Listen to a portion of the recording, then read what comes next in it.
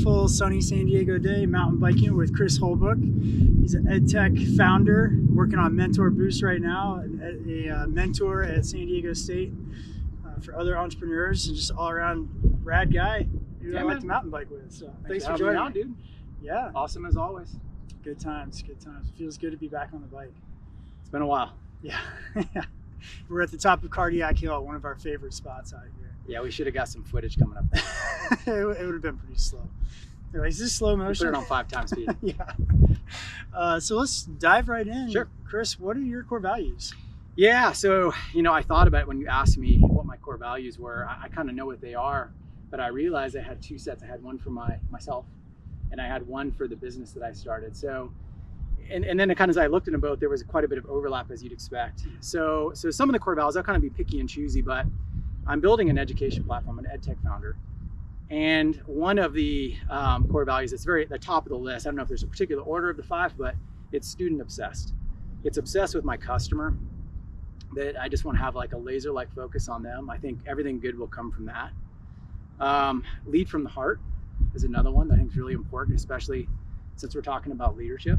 Yeah. Because I think that heart has to be a part of everything we do. Obscenely good or like incredibly good. I just want to make sure that no matter what product we put out, it's just got to kind of meet that. Do you find that to be just like obscenely good? Yeah. And I was like, yeah, and then send it, right? Otherwise, let's rework it, because I don't want to put out a half-baked product. When you get into the personal side, there's quite a few of those as well, but you start to get into some other stuff. I think one of my fun ones is warrior mindset. And I just wanted to bring, because I just know that persistence and patience kind of wins most battles, especially on the personal side. And, I have definitely quit at times in my life where I wish I hadn't. And I look back at those with some regret, mostly as a learning exercise. But definitely there's a little bit of like, I wish I hadn't quit right there, So bringing that warrior mindset to everything. So Cardiac Hill, great example of a warrior mindset. It's like I got irritated with myself because I had to stop once. You didn't. But yeah, no, it's kind of being really competitive and just never quit.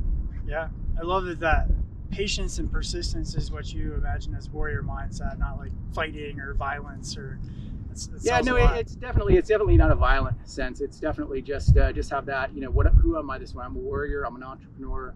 This is what I do. I get up at 4 a.m. I work out. I do stuff I don't want to do. You just put your mind to it and get it done. Yeah, absolutely. So what's your approach to leading people?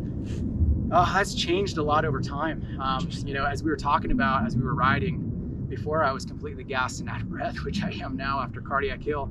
But, it's changed a lot. I think that I didn't really know what a leader was. I kind of, as I asked you, I said, hey, are you born with it, or do you have to kind of go out and develop it? And, I think we both agree that it's something you have to go develop.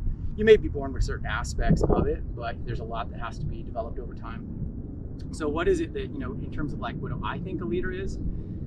Leading from the front. And I think the most important part of leadership, in my opinion, is right there in the name leadership. It's being out front. And I don't mean physically. I mean emotionally. I mean setting the vision, shared vision, hopefully. But, it's all that stuff that you do that from the front. You can't do it from the back, and you can't do it from the side.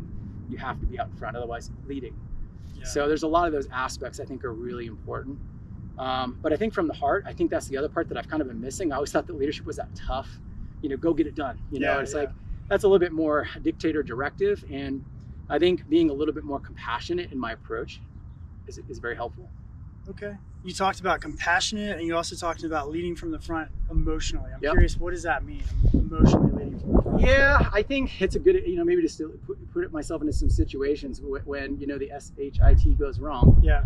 What is that? And what's that? Can we say that? I don't know if it's kids channel or not. No. I mean, when it goes wrong, when it hits the fan, so to speak, I think that, or when someone does something colossally dumb, which we all do, it's how you handle it. I think it sets the tone for, being more experimentative and being more risk tolerant. I think that's good things come from taking calculated risks. Right. But if you get punished for making a mistake when you do, you certainly aren't going to try, which makes you safe, which makes you boring, which means that you're not an innovative company. Yeah. So it kind of all trickles from the front. So if you're compassionate and you're understanding, because we're pushing hard, we're testing things, we're pushing the envelope, and if you are cool about it, then I think that sets the tone for a really high performing team. Yeah. So one of your core values is being obscenely good. And you're talking about being compassionate, forgiving, understanding when people make mistakes. How do you square those two? Yeah, I don't think setting a high standard means you can't be compassionate about it. I just think setting a high standard, but being compassionate, do you really think that's obscenely good? Yeah. You know, Yeah. do you? I mean, if you do, you don't. I mean, I'm being cool about it, but do you really think that's good? Because Yeah. it's not. Yeah. You know, but you can be cool about it. It's versus being kind of a jerk about it, I guess. Yeah, I can understand how there could be a little bit of, there's gonna be some rubbing and grinding. That's how we mountain bike, rubbing and grinding. I love talking about your trips, taking your family out, skiing, mountain biking, it's awesome. That's why I enjoy hanging out with you. What have you learned from mountain biking, from time outdoors, personally and professionally?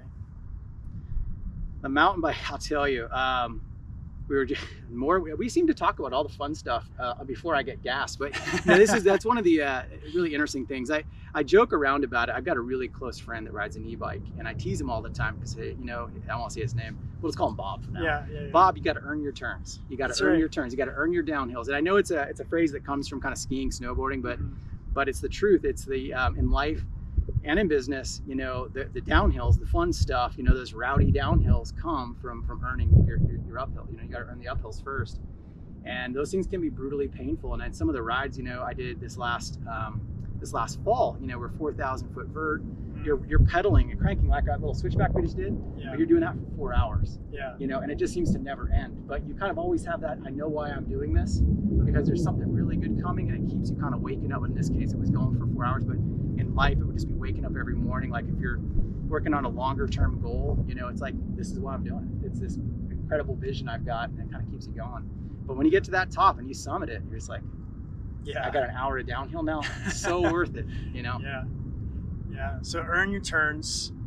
I imagine you grinding a new business out and just thinking, hey, this is like mountain biking. Man, I tell you, there's so much you can learn from it. Like, you remember that day, a couple of rides ago when I popped a chain. You know, it's going to go wrong.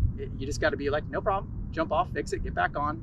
You know, look, you know, in life and in business, you know, it's not smooth sailing. It's 2 steps forward, 1 step back, and sometimes it's 2 steps back, 1 step forward sort of days, you know, and you just kind of have to know, again, that it's a process, persistence, patience, you know, and it kind of gets you through the shin kicks.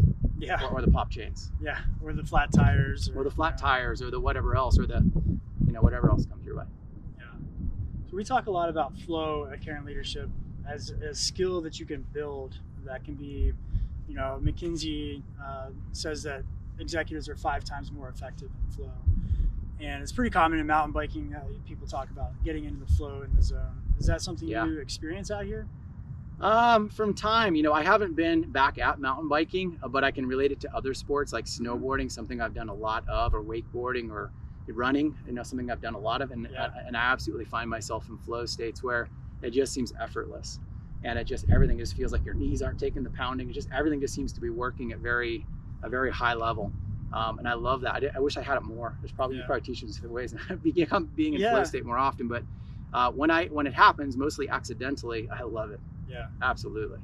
It's pretty incredible. And there are triggers that we know, and physiological, neurological triggers that you can manipulate as a leader for your team. Use some tricks. It's pretty cool. We'll work on that on the downhill. Exactly.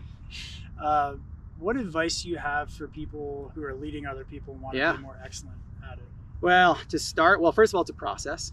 As I've learned the hard way, I think, you know, I was a really kind of piss poor leader, I think, in my early days, because I just, you know, you kind of pick the person, or that you say, I want to emulate that person. I think I was probably picking the wrong people, or at least trying to be someone I wasn't. And I think, so it's a process. It's learned, spend a lot of time being very intentional about it, reading good books like we were talking about, you know, Kuznets and Posner and their book on leadership, or, you know, really be studying it, practicing it. The other thing is you can't fake authenticity. No way.